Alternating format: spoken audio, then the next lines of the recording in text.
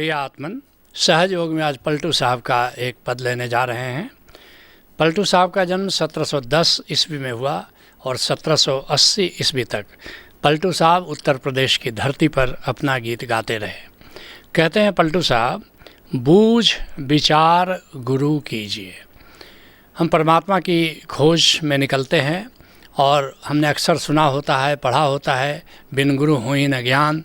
इसलिए हम गुरु की खोज करते हैं और अक्सर ऐसा होता है कि पूरा गुरु हमें मिलता नहीं है और जो गुरु मिलता है हो सकता हो विद्वान हो सकता हो कर्मकांडी हो सकता हो तंत्र मंत्र को जानता हो, लेकिन सभी गुरु पूरा गुरु हों, सभी गुरु परमात्मा को जानते हों, परमात्मा के रहस्य को जानते हों, ये ज़रूरी नहीं है। सभी गुरु ओंकार को जानते हों, ये ज़रूरी नहीं है।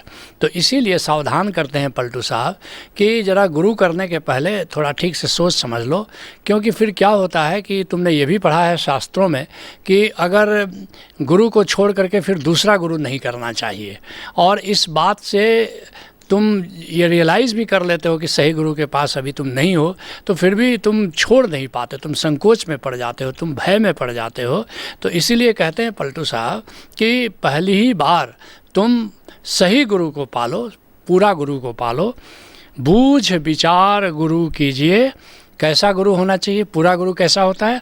जो कर्म से न्यारा, जो कर्तापन का जिसमें अहंकार न हो, जो ये बार बार घोषणा नहीं करता हो कि मैंने ऐसा कर दिया, मैंने किसी को मिनिस्टर बना दिया, मैंने किसी को एमपी बना दिया, जिसमें मैंपन नहीं हो। इस बात को ज़रा देख लो। कहते हैं पलटू साहब कि कर्म बंध हरि दूर है, क्योंकि अगर एक कर्तापन होगा तो कर्म बंध बनेगा। कर्म बंध हरि दूर है और बूढ़ऊ मझधारा। और फिर क्या होता है कि ऐसे गुरु के पास तुम हो, ऐसे गुरु की नाव पर तुम चढ़ गए, सवार हो गए, जो खुद ही कर्म बंध में बंधा हुआ है, खुद ही अहंकार से ग्रस्त है, खुद ही कर्तापन का शिकार है, तो फिर उसके साथ साथ तेरी नाव भी डूबनी ज़रूरी है। तुम भी मझधार को कैसे पार कर पाओगे?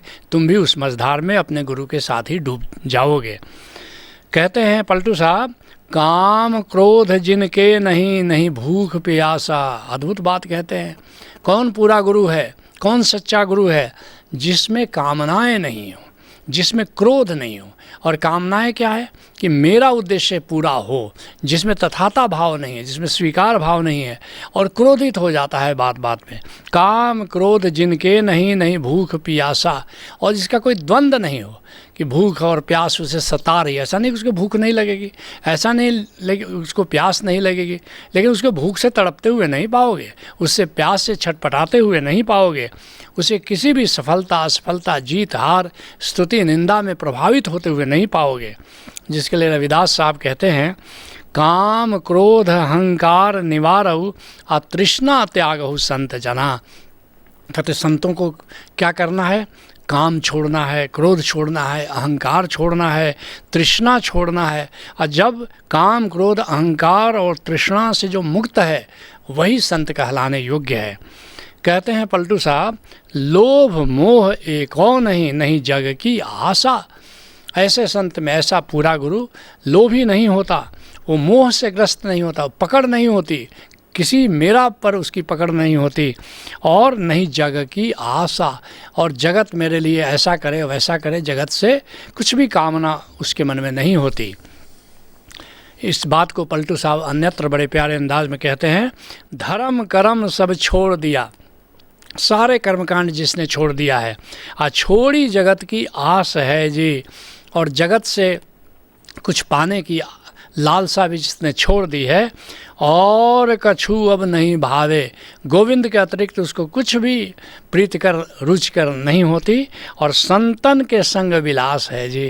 वो हमेशा संतों के साथ विलास करता है, हमेशा सुमिरन में, सत्संग में अपना जीवन लगाए रखता है।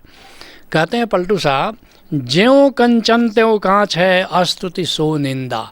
ये संत की पहचान है कि वो कंचन और कांच में भेद नहीं करता, और स्तुति और निंदा, हार जीत, सफलता असफलता, मान अपमान, अब इससे वो प्रभावित नहीं होता। क्यों नहीं प्रभावित होता?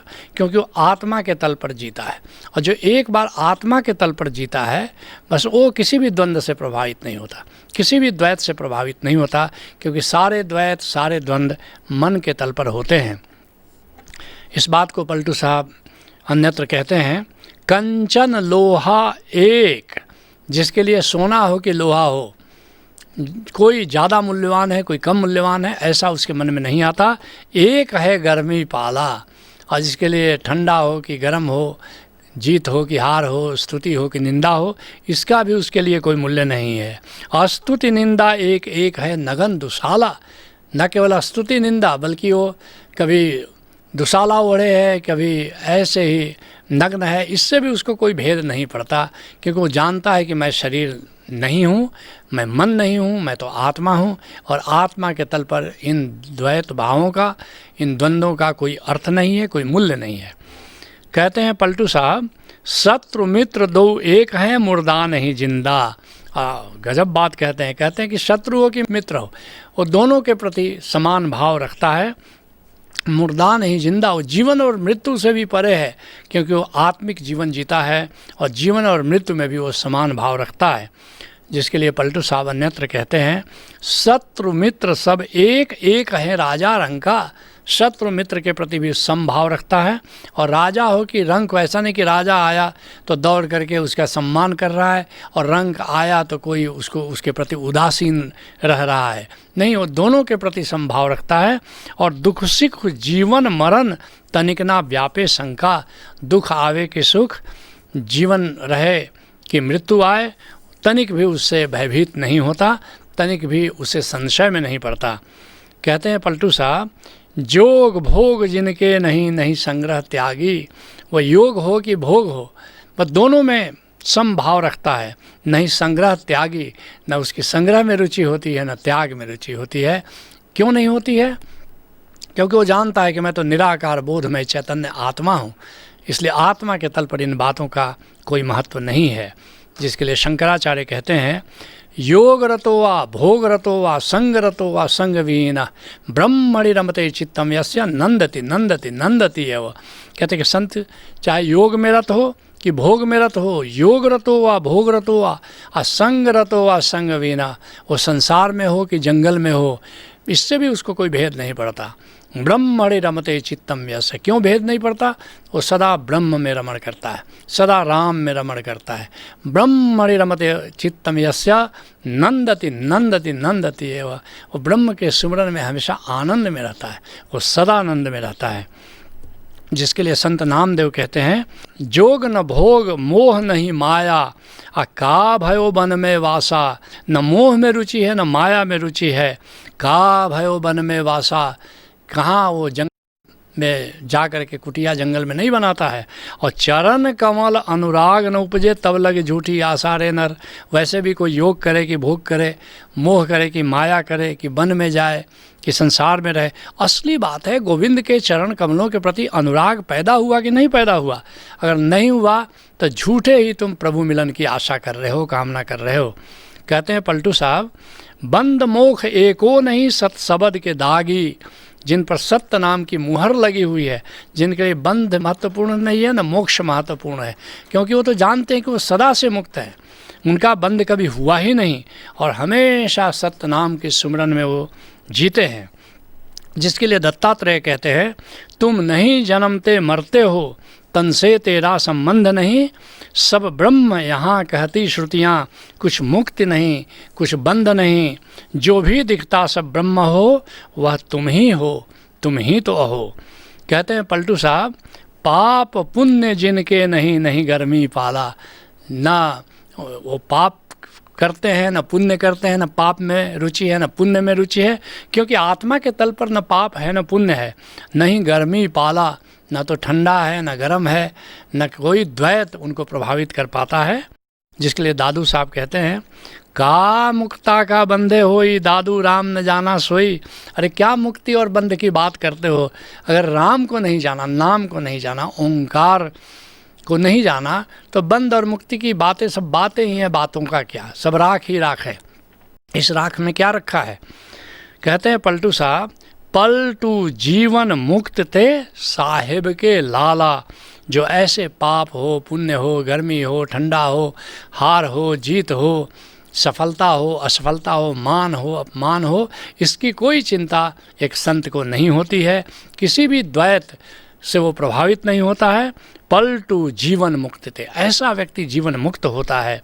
जिसके लिए मलुक दास कहते हैं, आवागमन मिटाया सदगुरु पूजी मन की आशा।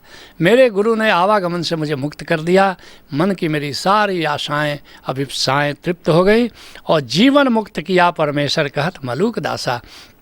और इस तरह गोविंद ने गुरु के माध्यम से मुझे जीते जी मुक्त कर दिया। कहते हैं पलटू साहब, पलटू जीवन मुक्त थे साहिब के लाला। और ऐसे जो गोविंद के भक्त होते हैं, गोविंद के दास होते हैं, सारे द्वैतों से मुक्त होकर के जीवन मुक्त हो जाते हैं। जिसके लिए गुरु अर्जुन देव जी कहते हैं, जो हरि का प्यारा सो सबना का प्यारा। गोविंद जिसे प्यार करता है उसे सब प्यार करते हैं। होर खेती झक झक आवे जावे, और कितने लोग बस आते हैं और जाते हैं। तुम भी किसी कामिल मुर्शिद से जुड़ो, उससे ओंकार का भेद जानो, ओंकार के सुमिरन में जीना शुरू हो और मुक्त हो जाओ। यही सहज योग है। हरि ओम तत्सत।